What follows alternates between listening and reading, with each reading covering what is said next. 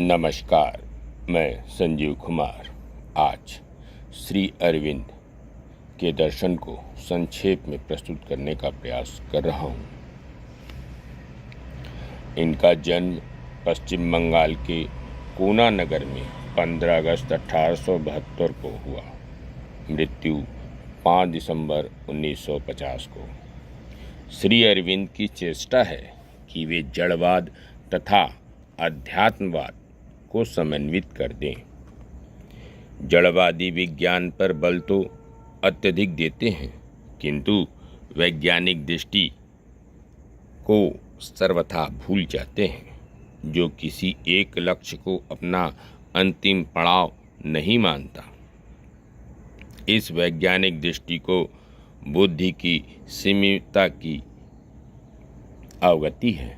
अतः श्री अरविंद की मान्यता है कि विज्ञान भी सदा परे की ओर उन्मुख है। दूसरी ओर अध्यात्मवादी यह स्मरण नहीं रखते कि यदि सत्य का स्वरूप आध्यात्मिक है तो जड़ तत्व का भी तो मूल स्वरूप आध्यात्मिक ही रहेगा। सत्य अर्थात सच्चिदानंद, यही समन्वय की वृत्ति श्री अरविंद के तत्व दर्शन की मूल प्रेरणा है। उनके अनुसार सत्य पूर्णतया आध्यात्मिक है, फिर भी सत्य में भौतिक के लिए स्थान है। अरविंद स्पष्ट कहते हैं कि ब्रह्म का हमें ज्ञान नहीं है। विश्व चेतना में एक बिंदु ऐसा है जहाँ चेतना एक विलक्षण रूप ले लेती है। जब उसे स्पष्ट प्रतीत होता है कि कुछ है, वह इसका निर्धारण भी करती है। फिर भी वह कुछ इस निर्धारण के परे ही रहता है। सत्य अनिवार्यतः एक ही है, किंतु सत्ता के अभिव्यक्ति में श्री अरविंद सत्ता के स्तरों या गांठों की बात करते हैं, जैसे शुद्ध सत्य, चित्त शक्ति, आनंद, अतिमानस, मानस, मन, प्राण तथा जड़ तत्व। यदि सत्य को एक पूर्ण इकाई में समझें तो इन 8 स्तरों में प्रथम 4 उच्चतर गोलार्ध में और अंतिम 4 निम्नतर गोलार्ध में आते हैं। उनके अनुसार ये दोनों गोलार्ध एक दूसरे के विपरीत भी नहीं, वस्तुतः निम्नतर गोलार्ध के हर स्तर के अनुरूप उच्चतर गोलार्ध का एक स्तर है। शुद्ध सत्य अर्थात जड़ तत्व, चित्त शक्ति अर्थात प्राण, आनंद अर्थात मन, अतिमानस अर्थात मनस का ही विकसित रूप है। मनस अतिमानस की ही निम्नतर शक्ति है। मन अर्थात सूक्ष्म शरीर आनंद का ही रूप है। प्राण शक्ति में सत्य का शक्ति रूप, उसकी चित्त शक्ति ही निम्नतर स्तर में व्यक्त है। जड़ तत्व भी अस्तित्व की सृष्टि में व्यक्त रूप है। श्री अरविंद दिखाना चाहते हैं कि सच्चिदानंद ही अपने शुद्ध सत्य रूप से चित्त शक्ति तथा आनंद के खेलों में तथा अतिमानस की क्रियात्मकता के माध्यम से ब्रह्मांड में उतर आता है, जबकि हम सतत जड़ तत्व, प्राण, मन आदि के माध्यम से उस उच्चतर रूप को प्राप्त करने में प्रवृत्त हैं। इन दोनों गोलार्धों के बीच की गांठ का बिंदु वही है जहाँ मानस तथा अतिमानस के बीच रेखा खींची हुई है। श्री अरविंद कहते हैं कि इस बिंदु पर अभी पर्दा पड़ा हुआ है, उसी के कारण मानस को उस उच्चतर सत्य की झांकी नहीं मिल पाती। पहला शुद्ध सत्य, द प्योर एग्जिस्टेंट। प्रारंभिक दृष्टि में मैं तथा जगत का द्वैत उपस्थित होता है, परंतु विश्लेषण से यह भी प्रतीत होता है कि मैं भी उस शुद्ध सत्य से भिन्न नहीं, बल्कि उसका एक पक्ष ही है।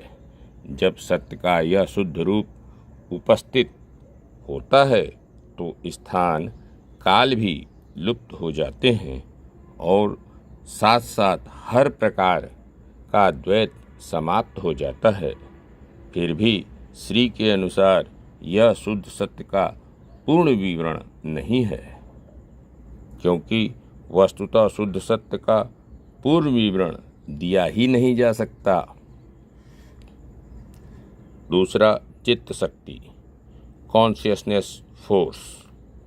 श्री अरविंद प्राचीन भारतीय विचार से इस बात पर सहमत हैं कि शक्ति तो सत्य में निहित है ही। इन्हीं के अलंकारिक शब्दों में हमें शिव तथा काली दोनों को स्वीकारना चाहिए। शक्ति सत्य में निहित इस अर्थ में है कि दोनों के मध्य इस प्रकार का संबंध है कि एक को दूसरे से सर्वथा अलग नहीं किया जा सकता। शक्ति स्थिर रहती है और गतिशील भी होती है। यह शक्ति का स्वरूप है, स्वभाव है। शक्ति वस्तुतः चित्त रूप है तथा चेतना शक्ति है। यह शक्ति सृष्टि का मूलाधार है। इसी कारण इसे वे श्री माँ कहते हैं। उनका कहना है कि यही ईश्वरी शक्ति विश्व प्रक्रिया के पीछे है। तीसरा, आनंद, अस्तित्व का आह्लाद, bliss, delight of existence. Shri Aurobindo ने परम सत्य को मात्र सत्य तथा चित्त नहीं कहा है, वे इसे आनंद रूप भी कहते हैं। यदि ब्रह्म अपने पूर्ण तथा निरपेक्ष है तो सृष्टि क्यों? सृष्टि का उद्भव आह्लाद में है। सृष्टि के खेल आनंद रूप हैं तथा उसी आनंद की परमावस्था सृष्टि का लक्ष्य है। क्यों सृष्टि हुई? इस प्रश्न का उत्तर है लीला। तथा कैसे सृष्टि हुई? इस प्रश्न का उत्तर है माया। श्री अरविंद कहते हैं कि सृष्टि उसी का खेल है, वही खेल है, वही खिलाड़ी है, वही क्रीड़ा स्थल है। ये सारी अभिव्यक्तियाँ उसके आनंद रूप की अभिव्यक्तियाँ हैं। माया वह शक्ति है जो सृष्टि का रूप देती है। यह सच्चिदानंद की ही शक्ति है। यह वह शक्ति है जो पूर्णता को पृथक पृथक तत्वों में व्यक्त कर देती है। सत्य को सीमित सत्य में, चेतना को सीमित चेतना में, अनंत आनंद को सीमित आनंद में। श्री अरविंद के अनुसार कोई तत्व उच्चतर रूपों में तब तक विकसित नहीं हो सकता जब तक वह उच्चतर रूप उसमें न उतर आए। अतः एक रोचक तथ्य प्रकाश में आता है। उच्चतर गोलार्ध का चरम बिंदु परम सत्य और वह अवतरित है निम्नतर गोलार्ध के प्रथम बिंदु जड़ तत्व में। श्री अरविंद के अनुसार विकास प्रक्रिया अब तक जड़ तत्व, प्राण तत्व, मन से होती हुई मानस के स्तर तक पहुंच चुकी है। अतः ऊपर उठने के लिए, अति मानस की ओर अग्रसर होने के लिए भी हम सतत प्रयत्न कर सकते हैं। मानव का स्वरूप विकास प्रक्रिया में मानव मानस तक पहुंच चुका है। अब वह अति मानस के स्तर की ओर अग्रसर हो सकता है। मानव के दो पक्ष हैं, एक बाह्य तथा दूसरा आंतरिक। जीवात्मा एक दृष्टि से मानव की हर वैयक्तिक अभिव्यक्तियों से ऊपर है। इसके विपरीत चैत्य पुरुष एक प्रकार से जीवात्मा का प्रतिनिधि है। अतः श्री अरविंद के अनुसार मानव स्वरूप के तीन पक्ष स्पष्ट होते हैं, बाह्य पक्ष, आंतरिक पक्ष अर्थात चैत्य पुरुष और जीवात्मा। चैत्य पुरुष सूक्ष्म आत्मा है, अतः वह जन्म मरण के परे है। मृत्यु में जब बाह्य पुरुष का अंत हो जाता है तो उसका यह सूक्ष्म आत्म ही मानव की आध्यात्मिक प्रगति का आधार है, जो जन्म पुनर्जन्म से होता हुआ मानव को पूर्ण अध्यात्म ईश्वर तत्व की प्राप्ति की ओर अग्रसर करता है। श्री अरविंद के अनुसार जिसे हम अज्ञान कहते हैं वह आंशिक तथा अपूर्ण ज्ञान है।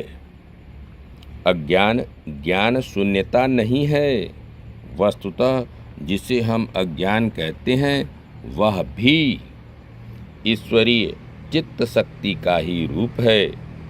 अपने को व्यक्त करने की शक्ति यदि शक्ति है तो अभिव्यक्ति को रोके रखने की शक्ति भी शक्ति ही है।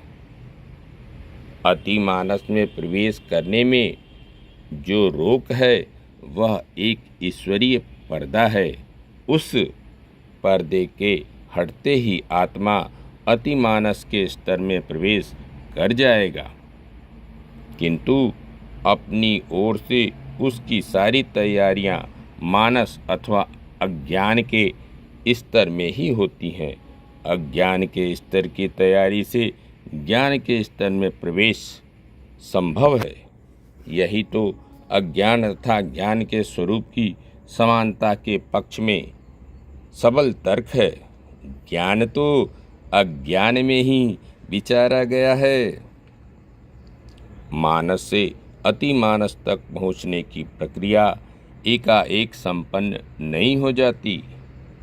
उसमें निम्नलिखित क्रम है: मानस, उच्चतर मानस, प्रदीप्त मानस, अंतर्दृष्टि, व्यापक मानस और उसके बाद ही अति मानस की प्रतीक्षा की जा सकती है।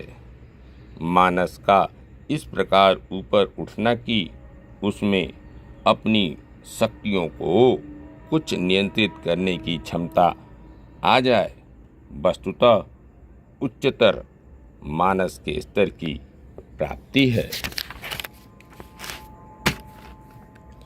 प्रदीप्त मानस की क्रियाएं विचार मूलक नहीं होती, दृष्टि मूलक होती हैं। विचार के माध्यम से जो सत्य प्राप्त होता है वह वस्तुतः सत्य नहीं, सत्य का प्रतिनिधि प्रतिमा मात्र है। जो प्रकाश रूप दृष्टि से प्राप्त सत्य है वह विचार के माध्यम से प्राप्त सत्यों से कहीं अधिक ज्ञानात्मक होता है, सत्य के अनुरूप होता है। अंतर्दृष्टि में यह शक्ति है कि वह सत्य के प्रकाश को देख सके। यह सत्य के वास्तविक पक्षों की साक्षात झांकी जैसी है, परंतु अंतर्दृष्टि की सूझ इतनी शीघ्र तथा क्षणिक है कि उसमें जो झांकी मिलती है उसका स्पष्ट अवबोध नहीं हो पाता। सी को स्वीकारना पड़ता है कि मात्र अपने प्रयत्न से ज्ञान प्राप्त नहीं हो सकता। उसके लिए यह अनिवार्य है कि आध्यात्मिक प्रकाश ऊपर से अवतरित हो। इस शक्ति को जिससे अंतर्दृष्टि विकसित हो सकती है, श्री अरविंद ने व्यापक मानस कहा है। व्यापक मानस सत्य के हर पक्ष को देख सकता है, किंतु सत्य के पूर्ण एकत्व को नहीं पकड़ पाता। श्री अरविंद स्पष्ट रूप में कहते हैं, मात्र अपने प्रयत्नों से अति मानसिक रूपांतरण नहीं हो जाता, किंतु जब अपने प्रयत्नों से पूर्ण तैयारी हो जाती है, तब उच्चतर रूप अतिमानस का अवतरण होता है और तभी अंतिम रूपांतरण हो जाता है। फलस्वरूप आत्म ज्ञान सत्य में परिणित हो जाता है तथा उसका जीवन दिव्य जीवन हो जाता है। ज्ञान पुरुष तथा दिव्य जीवन। ज्ञान पुरुष के सारे कार्य आनंद रूप होते हैं। आनंद भी उसका लक्ष्य नहीं, उसका स्वरूप है। ज्ञान पुरुष सर्वथा नवीन मानव नहीं होता। इसका अर्थ है कि व्यक्ति तो वही है, किंतु अब उसकी दृष्टि, सोचने विचारने, कार्य करने के ढंग परिवर्तित हो गए, क्योंकि अब उसके देखने विचारने का आधार अज्ञान नहीं बल्कि ज्ञान है। अतिमानस सृष्टि का आधार है, अतः ज्ञान पुरुष भी अतिमानस की सर्जनात्मक शक्ति का अंग बन जाता है। अब वह अन्य के ज्ञान पुरुष बनने में तथा ब्रह्मांड में दिव्य जीवन के अवतरण में अपना योगदान देता है। दिव्य जीवन, डिवाइन लाइफ। श्री अरविंद के अनुसार दिव्य जीवन वह जीवन होगा जहाँ के सभी मानव ज्ञान पुरुष होंगे। दिव्य जीवन का अर्थ है धरती पर पूर्णता का जीवन, ईश्वरत्व रूप का जीवन। यह जीवन सीमित चेतना का जीवन नहीं होगा। इस जीवन में चेतना शरीर तथा मानस के घेरे से बधी नहीं रहेगी, बल्कि यह पूर्ण ज्ञानात्मक चेतना रहेगी।